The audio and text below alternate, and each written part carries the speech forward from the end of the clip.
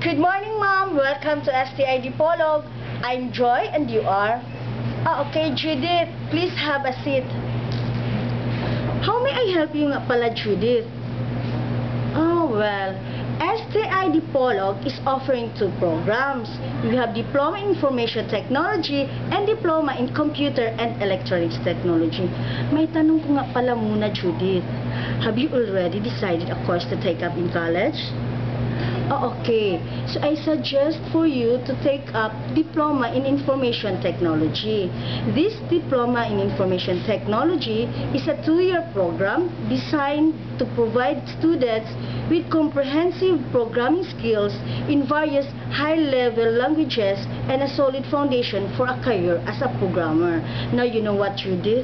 After you graduate, you can be a Java programmer, a Visual Basic programmer, and a web developer.